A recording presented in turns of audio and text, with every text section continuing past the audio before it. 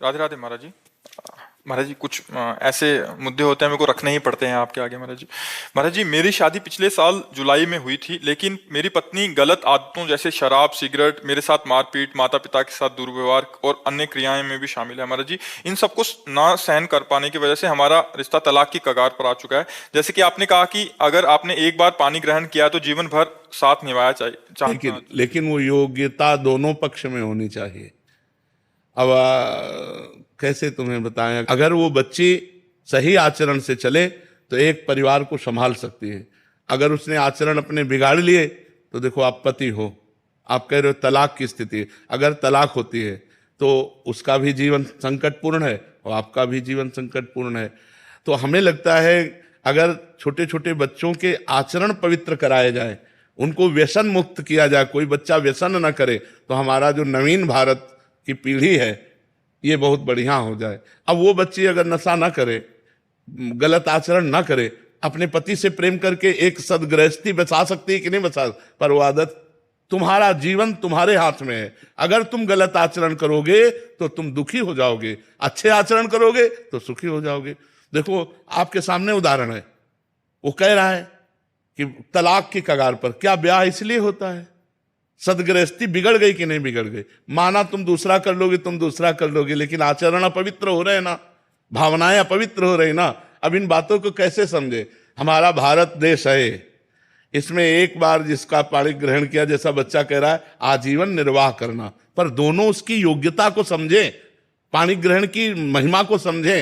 जैसे माना आज हम वर का वर्ण कर रहे हैं, आज हम किसी लड़की का वर्ण कर रहे हैं, अब हम दोनों गलत नहीं करेंगे, अब दोनों मिलकर हम चलेंगे और अपनी गृहस्थी को बसाएंगे। ऐसे विचार कर लो।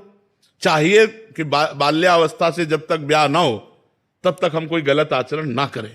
चाहिए ब्रह्मचर्य से रहें, धर्म से रहें, कोई नशा न करें, कोई गंदी बात न करें, और जब पति प्राप्त हो जाए तो बात अलग है। अब पहले ही सब आचरण अगर हम बिगाड़ लेंगे तो यही बात आएगी जैसे बच्चा बोल रहा है कि अब क्या करें, उनको शराब पीना है, उनको सिगरेट पीना है, उनको पर पुरुष की तरफ देखना है, तो हम कैसे स्वीकार करें? तो गृहस्थी चौपट हो गई ना। एक वो भी अशांत है और उनको भी अशांत होना पड़ेगा। ऐसा नहीं कि वो अशांत ना हो, ऐसे आचरण वाले मिल गए तो अशांति पैदा कर देंगे। ऐसे इनसे भी ज्यादा आचरण वाले है ना। ये क्यों?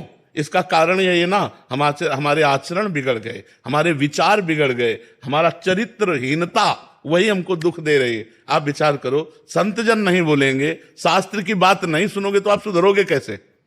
जो संतों की बात है थोड़ी कड़वी लग सकती है, लेकिन वो आपको बढ़िया सुधार देगी अगर बात मान जाओगे। अब बच्चा, भगवान का सुमिरन करो और कुसंग का त्याग करो। अगर पत्नी भी कुसंग युक्त है तो उसका त्याग कर दो, नहीं जीवन खतरे में पड़ जाएगा। पक्की बात है, जीवन खतरे में पड़ जाएगा। जो गलत आचरणों वाला है उसे आप सुधार नहीं सकते, अपने को बचा सकते हो। अगर अपने को बचाना है तो आपको संग त्यागना ही पड़ेगा।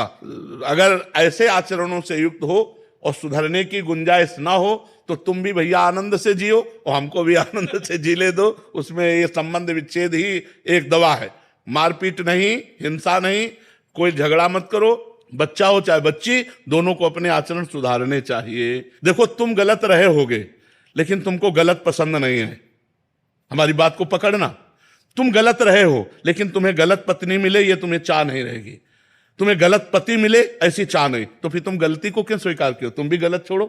गलत छोड़ो तो तुम्हें अच्छा पति मिलेगा, गलती छोड़ो तो तुम्हें अच्छी पत्नी मिलेगी और आपका परिवार बढ़िया चलेगा। तो हम छोटे छोटे बच्चों से लेकर नवयुवकों को संबोधन देते हैं, प्रार्थना करते हैं कि आप नशा छोड़िए, नशे से गलत होता है। आप व्यभिचार छोड़िए, आप अपनी पत्नी से प्यार कीजिए, आप अपने पति से प्यार कीजिए, और जब तक पति पत्नी का संबंध न हो तब तक ब्रह्मचर्य से रहिए।